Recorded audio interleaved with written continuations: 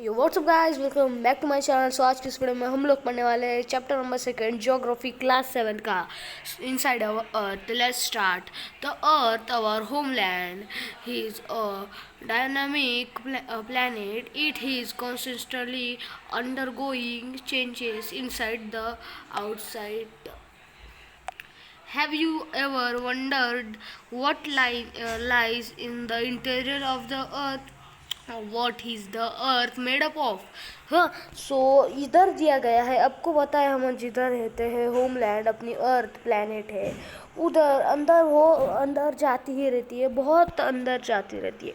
आपने कभी सोचा अंदर क्या होगा? देख सकते हो, मैं आपको समझा देता हूँ। अर्थ के इनसाइड तो सबसे पहले रीड करते हैं। Interior of the earth, just like an onion the earth is made up of several concentric layers with one inside another. The uppermost layer over the earth's surface is called the crust. देख सकते हो आप इधर crust देख सकते हो। हम जिस ज़मीन पर रहते हैं, देख सकते हो हम जिस ज़मीन पर ऊपर की रहते हैं, ये पूरी क्रस्ट है। ओके, ये इधर सारी पूरी क्रस्ट है ऊपर। Okay, it is the thinnest of all the layer. It is about 35 kilometer on the continental mass and only 5 kilometer on the ocean floor. The main mineral constituent of the continental mass are silica and alumina. It is those called cilia, okay, and alumina in ocean crust mainly consist of silica and magnesium. It is therefore called sima. Okay, just beneath the crust is the metal which expand up to the depth of 2,900 kilometer below the crust. Okay, so अपने crust का नीचे जो है mental, अब mental जो है देख सकते हो, ये आपको दिख रहा होगा, ये सारा है मैंटल। ये मैंटल जो है अपने 2,900 किलोमीटर नीचे होता है, मतलब इतना इसकी बॉर्डर होती है। ओके, अब हम देखते हैं आगे नेक्स्ट पेज पे। हाँ, सबसे पहले हम ये पॉलीग्राफ कर लेंगे, इसके बाद हम डू यू नो करेंगे। The inner most layer in the core with a radius of about 3,500 kilometer. It's mainly made up of nickel and iron and is called NIF. Okay, the certain core has very high temperature and pressure. हम उसके बाद देखते हैं हम third layer, जो बोलते हैं crust. Crust में भी दो पार्ट होता है, इनर क्रस्ट होता है जो सबसे अंदर होता है, और आउटर क्रस्ट होता है। देख सकते हो ये पूरा आउटर क्रस्ट है। हम और ये अपना पूरा ये अपना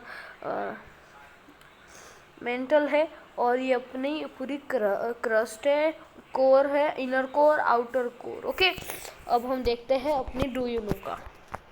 do you know the crust form only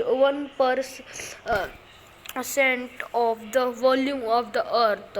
84% consists of the mantle and 15% makes the core.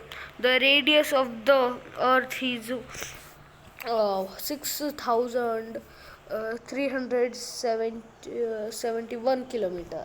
अब देखते हैं रॉक्स एंड मिनरल्स। हाँ, the earth crust is made up of various types of rock. Any natural mass of mineral matters that makes up the earth crust is called a rock. Rock can be different size, color and structure. There are three major types of rock: igneous rocks, sedimentary rocks and metamorphic rocks. When the molten magma cools, it becomes solid rock. Those form are called igneous. Okay, देखते हैं हमारे जो अर्थ होता है उस पर 3 type के rocks होते हैं। फर्स्ट इग्नियस, सेकेंड सेडिमेंट्री, और उसके बाद थर्ड मेटामॉर्फिक रॉक्स। ओके, अब आगे देखते हैं। वेन द हम जब इग्नियस रॉक कैसे फॉर्म होता है, जब मोल्टेन मैग्मा जो होता है मीन्स लावा, तो वो एक प्रकार से ठंडा हो जाता है और सॉलिड बन जाता है, रॉक बन जाता है, उसे बोलते हैं इग्नियस रॉक। मतलब जो लावा से जो रॉक बनता है, इग्नियस आग, इग्नी, सो ऐसे आप ध्यान में रख सकते हो, इग्नियस रॉक में वो लावा से बनता है। Okay, and they are also called primary rock.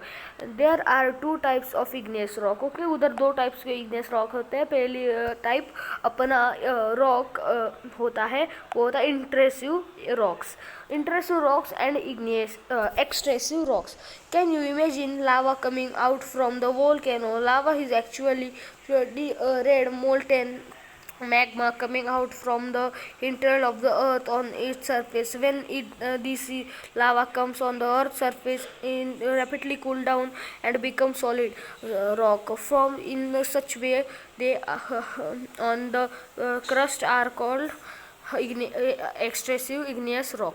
So इसमें क्या होता है, एक्सट्रेसिव इग्नियस रॉक कैसे फॉर्म होता है? आपको पता है, जब भी वोल्केनो से मतलब लावा बाहर आता है, अपनी अर्थ की अंदर से लावा बाहर आता है और जल्दी जल्दी कूल डाउन हो जाता है और एक सॉलिड रॉक फॉर्म होता है, उसे बोलते हैं एक्सट्रेसिव इग्नियस रॉक। एक्सट्रेसिव मीन्स बाहर का, इग्नियस मीन्स लावा, बाहर का लावा से बना हुआ।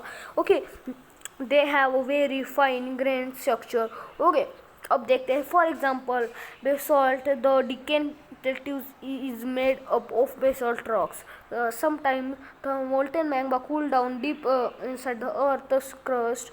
Okay, solid rocks so form are called intrusive rocks. अब इसमें भी सिंपल है। इंट्रेसिव मीन्स अंदर, मोल्टेन मैग्मा अंदर ही ठंडा हो जाता है, कूल डाउन कर जाता है और वो रॉक फॉर्म होता है, उसे बोलते हैं intrusive igneous rocks. Okay, since they cool down slowly, they form large grains. Granite is an example of such a rock. Grinding stone used to prepare paste, powder or spices, and grains are made up of granite. Okay, rocks roll down, crack and hit each other and are broken down into small fragments. These small particles are called sediments. Okay, rocks कभी टूटते हैं, crack हो जाते हैं, मतलब तड़ा जाता है, उनमें हिट होते हैं, एक दूसरे से मतलब ठुकते हैं, उसके बाद टूट जाते हैं और छोटे छोटे फ्रेगमेंट्स, छोटे छोटे उनके दाने जैसे छोटे छोटे फ्रेगमेंट्स बनते हैं ना, पार्टिकल्स, उससे बोलते हैं sediments. This sediments are transported the deposit by the wind, water, etc. These loop sediments are compressed and hardened to form a layer of rock. These these type of rocks are called sedimentary rocks. So क्या होता है, इसमें एक काम होता है कि ये सेडिमेंट्स जो होते हैं रॉक्स के टूटे हुए फूटे हुए, ये क्या करते हैं, ये विंड से एक जगह पे डिपॉजिट होते हैं और उसके साथ सेडिमेंट्री जो कंप्रेस होता है हार्डेड फ्रॉम लेयर ऑफ अर्थ, और एक लेयर बना देते हैं अर्थ के ऊपर की, इसे बोलते हैं सेडिमेंट्री रॉक्स। और ये कंप्रेस होते हैं जो छोटे छोटे अनदर रॉक्स की जो सेडिमेंट से बनती है, इसे सेडिमेंट्री रॉक्स बोलते हैं। सेडिमेंट्स आप लर्न कर लो, छोटे छोटे पार्टिकल्स रॉक्स के टूटे हुए, और उसका सेडिमेंट्री रॉक्स मतलब पार्टिकल से बने हुए छोटे छोटे रॉक्स। ओके, अब हम देखते हैं आगे। For example sandstone is made up of grains of sand. Okay, these rock may also contain fossils for plant, animals and other microorganisms that once live on the igneous them. कि ये rocks जो है, ये थोड़े fossils भी मिलते हैं इनमें, प्लांट्स के, एनिमल्स के एंड छोटे छोटे माइक्रो ऑर्गेनिज्म के, इनमें फॉसिल्स मिलते हैं। Igneous and sedimentary rocks can change into metamorphic rocks under great heat and pressure.